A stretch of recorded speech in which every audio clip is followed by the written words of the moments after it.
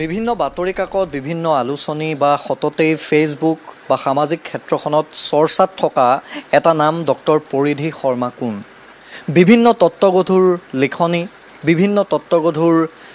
ফেচবুকৰ জৰিয়তে বিভিন্ন লিখনিৰ জৰিয়তে ডক্টৰ পৰিধি শৰ্মা এটা চিনাকি নাম হৈছিল কিন্তু কালি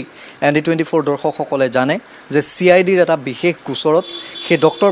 পৰিধি শৰ্মা দিল্লী বিশ্ববিদ্যালয়ৰ অধ্যাপিকা বুলি নিজকে চিনাকি দিয়া ডক্টৰ পৰিধি শৰ্মা নামটো যে ভুৱা ডক্টৰ পৰিধি শৰ্মাৰ ঠাইত যে আন কোনোবাই লিখি আছিল এই কথাটো ইতিমধ্যে স্পষ্ট হৈছে আৰু CIDত এটা গোচৰ ইতিমধ্যে ৰুজু হৈছে কিন্তু ডক্টৰ পৰিধি শৰ্মা কোন আছিল ডক্টৰ পৰিধি শৰ্মাৰ নামত কোনে লিখি গৈছিল APSC কেলেংকাৰীৰ পৰা গণিতৰ পৰা পদাৰ্থ বিজ্ঞানলৈকে এই সকলোখিনি কোনে লিখিছিল ইয়াৰ আঁৰৰ মানুহজন কোন আছিল ইতিমধ্যে আপোনালোকে জানে যে দিখৌমুখৰ ভৰলুৱাৰ শিৱসাগৰৰ দিখৌমুখ ভৰলুৱাৰ ধ্ৰুৱজ্যোতি শইকীয়া নামৰ এজন যুৱক এই গোটেই কাণ্ডটোত পোহৰ লৈ আহিছে আৰু তেওঁৰ বিৰুদ্ধে ইতিমধ্যে CIDত এটা গোচৰ ৰুজু হৈছে আৰু ধ্ৰুৱজ্যোতি শইকীয়া আমাৰ সৈতে আছে মই প্ৰথমতে আপোনাৰ ওচৰলৈ আহিম এই গোটেই প্ৰক্ৰিয়াটো ডক্টৰ পৰিধি শৰ্মা আপুনি হয়নে নহয় এটো মই স্বীকাৰ কৰিছোঁ হেতু মোৰ সন্মানাম আছিলে লিখাৰ ক্ষেত্ৰত হয় অৰ্থাৎ ডক্টৰ পৰিধি শৰ্মা আপুনি হয় বুলি কৈছোঁ আৰু স্বীকাৰ হয় মই এইটো সন্মানাম আৰু এই নামৰ মানুহ আৰু কোনো নাম এইটো এটা কাল্পনিক নাম আচলতে মই লিখাৰ কাৰণেহে আচলতে কাল্পনিক নামটো মই লৈছোঁ ইতিমধ্যে অসম আৰক্ষীৰ ফালৰ পৰা CIDৰ ফালৰ পৰা এটা গোচৰ ৰুজু হৈছে এই কথাটো আপোনাক আৰক্ষীয়ে এতিয়ালৈকে আপোনাক মাতি পঠিয়াইছিল নেকি কেতিয়াবা ইয়াৰ পূৰ্বে বা আজি কেতিয়াবা আপোনাক মাতিছে নেকি আৰক্ষী মাতিছিলে এবাৰ শিৱৰাত্ৰিৰ দিনা গৌৰীসাগৰ থানাৰ OC ছাৰে ফোন কৰি তাৰপৰা এজন CID ছাৰে মোৰ লগত কথা পাতিলে তাৰপিছত মোৰ পৰিচয়টো সুধিলে আৰু লিখা মেলা কথা সুধিলে সেয়া আৰু বাকী আন একো হেৰি কৰা নাই বাকী মোক লিখি যাবলৈ ক'লে আৰু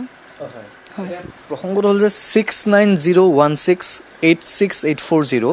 আৰু 6901143702 এই মোবাইল নাম্বাৰ দুটা আপোনাৰ হয় দুইটা আপোনাৰ হয় আন কাৰোবাৰ নাম হয় মোৰে নাম্বাৰ হয় কাৰণ এতিয়া যিটো পৰিধি শৰ্মাৰ একাউণ্ট আছিল সেই পৰিধি শৰ্মাৰ একাউণ্টটোৰ লগত এই নাম্বাৰ দুটা আছিল বা এই নাম্বাৰ দুটাৰ জৰিয়তে আপুনি পৰিধি শৰ্মাৰ একাউণ্টটো খুলিছে পেপাৰত লিখাটো নম্বৰটো দিব লাগে ন সেইটোৱে আৰু কিন্তু পৰিধি শৰ্মা দিল্লী বিশ্ববিদ্যালয়ৰ অধ্যাপিকা বুলি এই গোটেই প্ৰক্ৰিয়াটোত কিয় দিয়া হ'ল মোৰ সেইটোৱে ভুল হ'ল আৰু এটা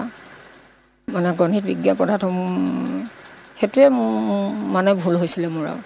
বাকী মই OC ছাৰজনৰ CID ছাৰজনৰ ওচৰত হেৰিও কৰিছোঁ মই সেইটো স্বীকাৰ কৰিছে আপুনি তাৰপৰা তেওঁ মোক একো কোৱা নাই তেওঁ কৈছে আপুনি লিখি আছে ভাল লিখে সকলোৱে লিখাখিনি লিখি থওক খালি আপুনি এবাৰ পৰা নিজৰ নামত লিখিলে ভাল হ'ব লিখাব খুব ভাল লিখে সেয়া আৰু এখন যিখন ফটো আপুনি পৰিধি শৰ্মাৰ একাউণ্টত ব্যৱহাৰ কৰিছিল সেই ফটোখন কাৰ আছিল কোনগৰাকী মহিলা যিগৰাকীৰ ফটো ব্যৱহাৰ কৰিছিল তেওঁ কোন আছিল সেইখন আচলতে মানে মই ইয়াৰ অসমৰ কাৰণে এইখন কেতিয়া ফেচবুকতে পোৱা আচলতে নামটো যিহেতু মই ছদ্মনাম লৈছোঁ গতিকে এইটো এই কৰ্ণাটক কেডাৰৰ এগৰাকী বিষয় আছিলে মানে ফেচবুকতে পোৱা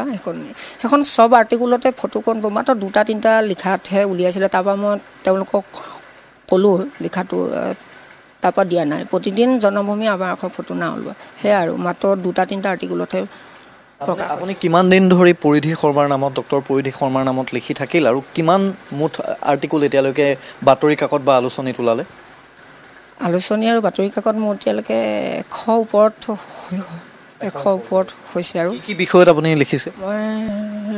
ৰাজনৈতিক সামাজিক আৰু গণিত আৰু বিজ্ঞানৰ বিভিন্ন স্মৃতিগ্ৰন্থ এনেকৈ যোগাযোগ কৰিলে লিখা বিচাৰে দিওঁ আৰু সেয়া আৰু আপোনাৰ যিটো এডুকেশ্যনেল কোৱালিফিকেশ্যন সেইটো কিমান মানে আপুনি MA কৰিছে বা গ্ৰেজুৱেশ্যন কৰিছে কি কৰিছে কি বিষয়ত কৰিছে মই MSCত এডমিশ্যন লৈছিলোঁ কিন্তু বাবা ঢুকোৱাৰ কাৰণে MSC কমপ্লিট নহ'লে মই BSc মেথছৰ আছিলোঁ সেইটোৱে হয় কোন কলেজৰ আপুনি শিৱসাগৰ কলেজত পঢ়া হয় কেতিয়া বেছি 2011ত কৰা হয় প্ৰসংগটো হৈছে যে বহুতে অভিযোগ কৰিছে যে আপুনি যিসমূহ গণিত বিষয়ক বা আন যিসমূহ বিজ্ঞান ভিত্তিক আপুনি লিখা মেলা কৰিছে সেই লিখা মেলাখিনি উইকিপিডিয়াৰ পৰা ট্ৰান্সলেট কৰা এনেধৰণেও বহুতে অভিযোগ কৰিছে নাই নাই নাই নাই নহয় এইখিনি আপোনাৰ মৌলিক সৃষ্টি মৌলিক নাই নাই কাৰো নাই সেইটো আজি 2 বছৰ আগৰ পৰা লিখা মই সেইবোৰ পেঞ্চিলেতো মই সিমান নাজানো আচলতে মোৰ মনস্তাতে মই এতিয়া যি ধৰণে লিখোঁ মোৰ যিটো মনস্তাত্ত্বিক মানে মোৰ চিন্তাতে মই এতিয়া কাৰ আগত কম কোনে বুজি পাব কোনেওতো বুজি নাপায় সেইটো মই শতবাৰ ক'ব পাৰোঁ কোনো লিখাবোৰৰ লগত কোনো কাৰো লগত কোনো আজি 2-3 বছৰ আগৰ পৰা লিখি আছোঁ কিন্তু এইটো কোনেও একো হেৰি কৰা নাই আপুনি লিখি আছে বহু এনে সাহিত্যিক আছে আপুনি বিশ্বৰ প্ৰেক্ষাপটতে কওক ৰাজ্যৰ প্ৰেক্ষাপটতে কওক দেশৰ প্ৰেক্ষাপটতে কওক বহু সাহিত্যিকে ছদ্মনামেৰে লিখি থাকে হয়নে কিন্তু প্ৰসংগটো হৈছে যে আপুনি যিটো অভিযোগ আপোনাৰ বিৰুদ্ধে উঠিছে যে বহু অসমৰ মুধা ফুটা ব্যক্তি বৰেণ্য ব্যক্তি বৌদ্ধিক জগতৰ বহুকেইজন ব্যক্তিৰ সৈতে আপুনি নাৰী কণ্ঠৰে ডক্টৰ পৰিধি শৰ্মা বুলি আপুনি ফোনত যোগাযোগ কৰিছে এই কথাটো কিমান দূৰ সঁচা নাই সেইটো সম্পূৰ্ণ এইটো মানে সম্পূৰ্ণ 100% এইটো সঁচা কাৰণ যিহেতু মই লিখিছোঁ ছদ্মনামত আৰু মোৰ বাতৰি কাকতৰ নম্বৰটো পাই বিভিন্ন মানুহে ফোন কৰে মই সেই বুলি ক'তো মইতো পৰিধি শৰ্মা বুলিয়েই ক'ব লাগিব আৰু মাতটো শুনিলে ডাইৰেক্ট তাৰপিছত মোক নোসোধে কাৰণে মোৰ লেখা মেলাবিলাকৰ বিষয়ে কয় আৰু সেয়াই আৰু আপুনি পৰিধি শৰ্মাৰ কণ্ঠটো অকণমান এনেকৈ হেৰি কৰোঁ মোৰ আৰু হেৰিটো নাই আপোনাকতো সকলোৱে মই নাম নকওঁ যিসকলে ইতিমধ্যে কৈছে যিসকল বৰেণ্য ব্যক্তি যিসকল বৌদ্ধিক জগতৰ যথেষ্ট একোটা গুৰুত্বপূৰ্ণ নাম সেইসকলে কিন্তু কৈছে যে আপুনি নাৰী কণ্ঠৰে কথা পাতে কোনো পুৰুষৰ কণ্ঠৰে কথা নাপাতে কথা এইটো দাদাই মোৰতো আৰু মই এতিয়ানো কেনেকৈ কোনোতো মেচিনত কথা পাতিব নিদিওঁ এইটোতো আপোনাৰ নাৰী কণ্ঠ নহয় এতিয়া কথা পাতি থকাত নাই হয় মই আপোনাক এতিয়া কেনেকৈ কওঁ এতিয়া এইটো আপুনি তেতিয়াহ'লে অস্বীকাৰ কৰিছে যে এওঁলোকৰ লগত আপুনি পুৰুষ কণ্ঠৰে কথা পাতি থাকে মই জেনেৰেলি ফোন কৰিলে কথা সেইটোৱে আৰু সেই যিটো মাতলে সেইটোৱে আৰু এইটোতো কোনেওতো বলে বেলেগ মাতটো হেৰি কৰিবতো নোৱাৰে নহয় কিন্তু বহুতেই এতিয়া কৈ আছে যে আপুনি নাৰী কণ্ঠেৰে তেওঁলোকৰ লগত কথা পাতে আজি বছৰ ধৰি তেওঁলোকৰ লগত মিছা কথা কাৰণ কথা পতা মানুহবিলাকে মই উপজাচি কালিও ফোন নকৰোঁ মোৰ লেখাটো পাই ফোন কৰে লিখা ভাল হৈছে সেইভাগে কিছুমান আৰু লিখা পঠিয়াইছে নাই সেইটো সুধে আৰু কাৰণ যিহেতু দাদা আৰ্টিকলটো যিহেতু নামটো হেৰি আছে মোৰ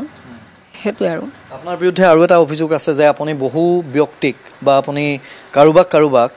আপুনি কম্পিউটাৰ দিম ফাইনেন্সিয়েল এছিষ্টেঞ্চ দিম এনেধৰণে স্ক্ৰীনশ্বট সহ আপুনি 2টা কম্পিউটাৰ দিম বুলি এটা প্ৰজেক্টত আপুনি খুব ভাল পায় সেই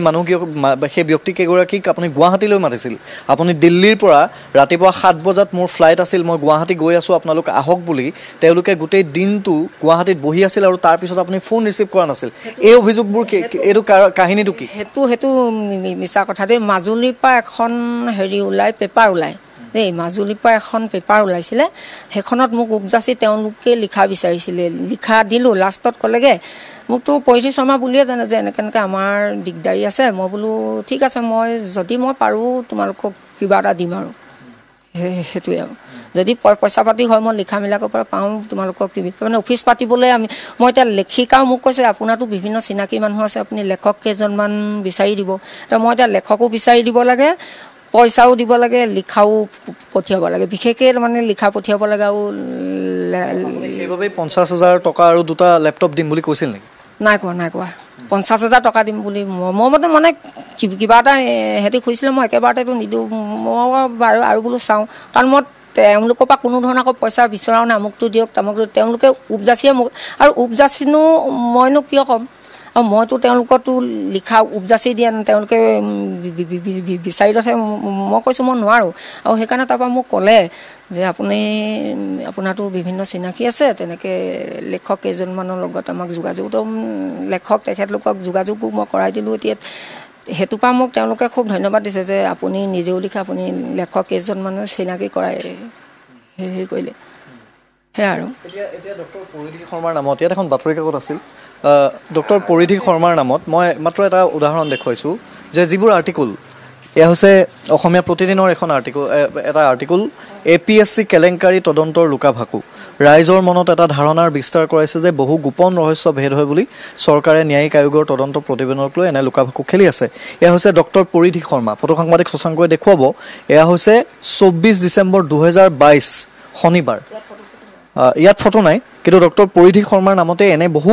আৰ্টিকল এনে বহু প্ৰবন্ধ ওলাইছিল। এতিয়া প্ৰসংগটো হৈছে যে আপুনি বিগত 2-3 বছৰ ধৰি এনেধৰণে লিখি আছে। এতিয়া ডক্টৰ পৰিধি শৰ্মাৰ নামটো আপুনি বুলি সকলোৱে গম পালে যে ডক্টৰ পৰিধি শৰ্মা বুলি কোনো চৰিত্ৰ নাছিলেই। আৰু আটাইতকৈ ডাঙৰ কথা হৈছে যে এটা দলে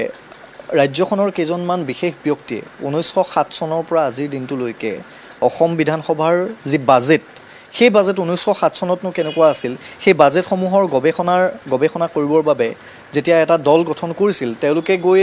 ঢাকাৰ সৈতে যেতিয়া যোগাযোগ কৰিছিল, ঢাকাত তেতিয়াহে ওলাই পৰিছিল যে ডক্টৰ পৰিধি শৰ্মা সেই কেৰেক্টাৰটো এটা ভুৱা কেৰেক্টাৰ। ডক্টৰ পৰিধি শৰ্মাই ঢাকা হাই কমিশ্যনাৰৰ লগতো যোগাযোগ আপুনি কৰিছিল নেকি?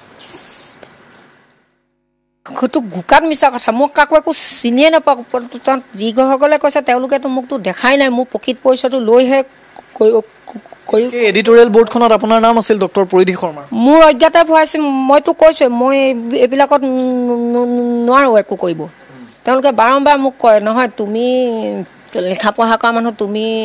একাডেমিক কামবোৰ কৰিবা। নহয়, মোৰ এইবোৰ সময় নাই, মোৰ এইবোৰ জেঙত আৰু মই এইবোৰ বাজেট এনালাইচিছ মই একো বুজিও নাপাওঁ। তাৰ মোক ক'লে তুমি যদি নোৱাৰা এটা কাম কৰা, তোমাৰতো বিভিন্ন চিনাকি কলেজৰ অধ্যাপক অধ্যাপিকা চিনাকি আছে, লিখা মই বোলো আছে, তুমি কোনে কৈছিল আপোনাক? তেওঁলোকক ক'ব পাৰিব নি? এতিয়া যিজন ব্যক্তিয়ে মোৰ বিষয়ে খুব কৈ আছে, অকল এজন ব্যক্তিয়ে, পলাশ ৰঞ্জন বৰুৱা বুলি কয়,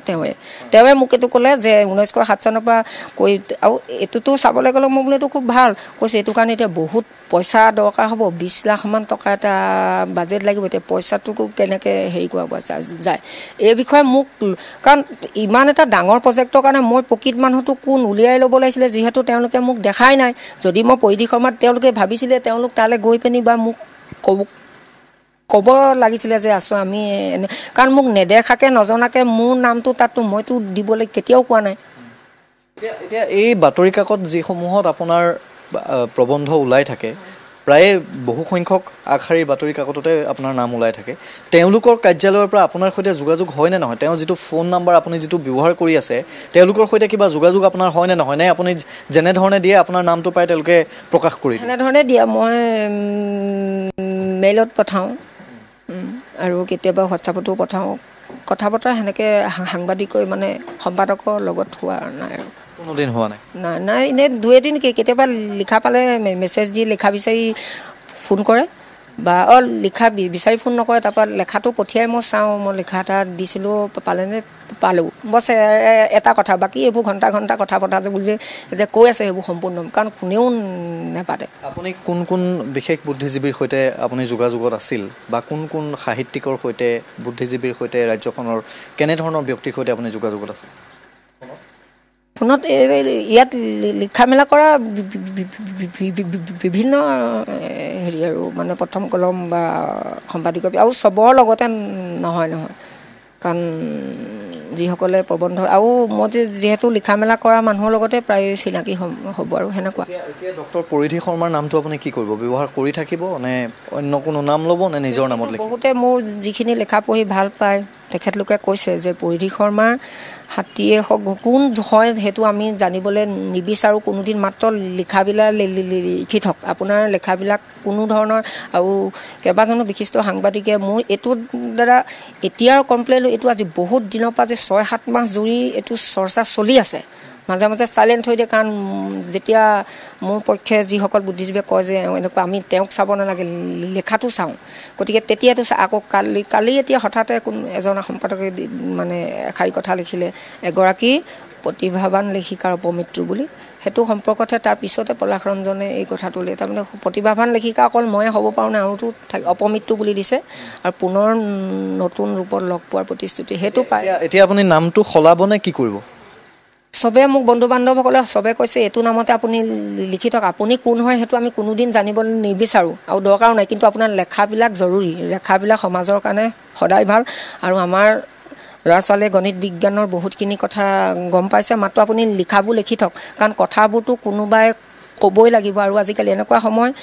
যে কবিতা লিখিলেই মানুহ জেললৈ পঠিয়ায় সেনেকুৱা, কিন্তু আপুনি যে ইমান সাহসিকতা লিখি আছে এইটো কাৰণে ধন্যবাদ। আপুনি পাৰিলে এই নামটোতে লিখি থওক। আপুনি কোন আমি কোনোদিন জানিবলৈ নিবিচাৰোঁ, আনৰ পৰা হ'লেও লিখি থওক, মানে কথাখিনি আপুনি কৈ থওক। ধন্যবাদ জনাইছোঁ। সেয়া আছিল ডক্টৰ পৰিধি শৰ্মাৰ নামত লিখা মেলা কৰা ধ্ৰুৱজ্যোতি শইকীয়া, শিৱসাগৰৰ দিখৌমুখৰ ভৰলুৱাৰ তেনেই এখন সাধাৰণ ঘৰৰ পৰা তেওঁ এই ঘৰটোতেই থাকে আৰু ইয়াৰ পৰাই তেওঁ লিখা মেলা কৰে। কিন্তু যিসমূহ অভিযোগ উঠিছে এতিয়া আইনী প্ৰক্ৰিয়াৰে আগবাঢ়িব। CIDয়ে গোচৰ ৰুজু কৰিছে, হয়তো পৰৱৰ্তী পৰ্যায়ত তেওঁক সোধা মেলা কৰিব, সোধা পোছা কৰিব যে প্ৰকৃতাৰ্থত তেওঁ কি কৰিছিল, তেওঁৰ বিৰুদ্ধে আন কিছু অভিযোগ আছে নেকি। গোটেই প্ৰক্ৰিয়াবোৰ আইনী প্ৰক্ৰিয়াৰে আগবাঢ়িব। কিন্তু এটাই কথা যে ডক্টৰ পৰিধি শৰ্মাৰ নামত লিখি থকা বিভিন্ন প্ৰবন্ধ লিখি থকা এই ব্যক্তিজনৰ নাম হৈছে ধ্ৰুৱজ্যোতি শইকীয়া।